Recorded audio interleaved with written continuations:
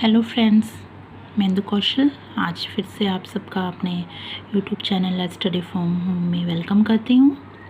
Friends, आज मैं ना आपके लिए कोई पोएम लेके आई हूँ, ना कोई चैप्टर है और ना ही कोई स्टोरी है।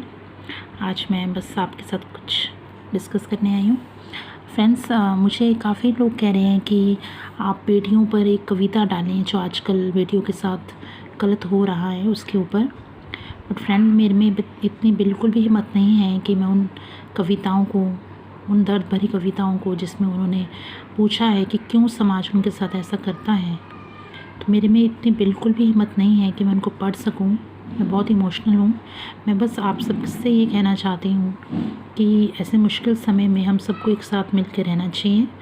और सबसे इम्पोर्टेंट चीज़, जब भी हम बाहर देखते हैं ऐसा कुछ होते हुए किसी छोटी बच्ची के साथ या बड़ी बेटियों के साथ या छोटे बच्चों के साथ, तो हमें अपने कदम आगे बढ़ाने चाहिए, ना कि पीछे करने चाहिए। हम हमेशा ये सोचते हैं हमें क्या लेना देना, ये तो किसी और का बच्चा है, या किसी लड़की तो किसी और की बेटी है, ये तो कॉलेज की लड़कियां हैं, ये कॉलेज के बच्चे हैं, हम क्यों बीच में इन्वॉल्व हों।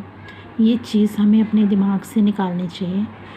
सभी को हमें अपनी बेटी समझकर, अगर वो किसी की बेटी है तो हमें भी, हमारे घर में भी बेटी है या बच्चे हैं, तो हमें भी उनको उसी तरह उनको देखना चाहिए और आगे बढ़कर उनकी हेल्प करनी चाहिए। हम सिर्फ इस बात पे डिपेंड नहीं कर सकते कि गवर्नमेंट रूल बनाए या पुलिस वाले आके हेल्प करें हमेशा। ये इनको भी रूल बनाने चाहिए, कड़े से कड़े नियम बनाने चाहिए, आई एग्री, ताकि ये लोग ऐसा करने से पहले 100 बार सोचें। बट हमारी भी कुछ रिस्पॉन्सिबिलिटी है। हमें औरतों को, बेटियों को और बच्चों को सुरक्षित रखने के लिए ये हमारा भी फ़र्ज़ बनता है कि हम भी अगर बाहर हैं या हमारे सामने ऐसा कुछ होता है तो हम ये इग्नोर ना करें कि छोड़ो, ये हमारे बच्चे नहीं हैं या हमें क्या लेना देना। नहीं, हमें बढ़कर, आगे बढ़कर, सबको मिलकर, आगे जो इंसान होगा खुद ही डर के भाग जाएगा। अगर हम यही सोच के रहेंगे कि ये हमारे साथ ही कुछ गलत हो जाएगा, तो ऐसे उससे कुछ फ़ायदा नहीं होगा। जो डर गया वो भाग जाता है।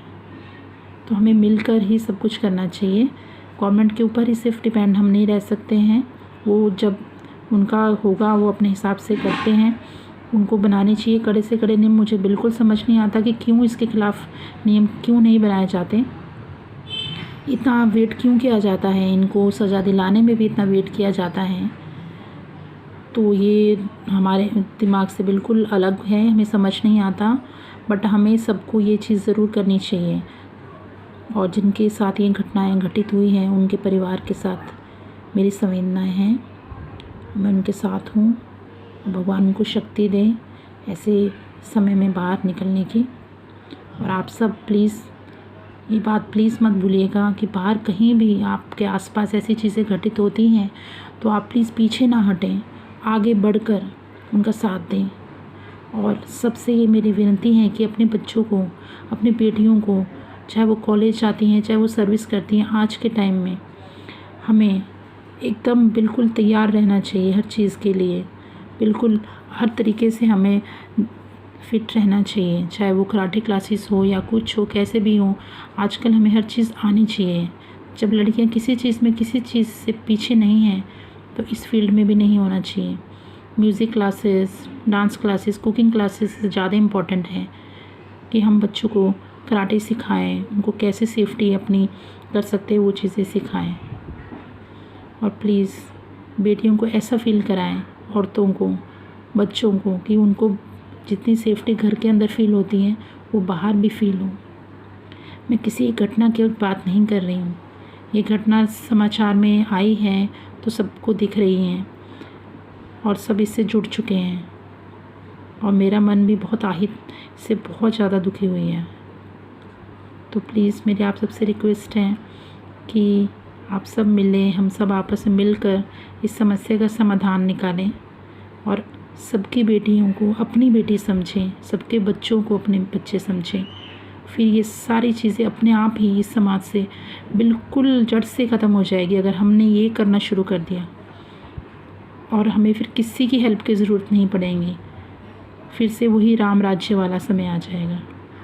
तो अगर आपको मेरी बात सही लगी हो तो प्लीज़ इस बात को आप अपनाएं, और अगर कुछ गलत मैंने कहा हो तो माफ़ कीजिएगा। बहुत बहुत धन्यवाद आपका मेरे वीडियो देखने के लिए। Thank you so much.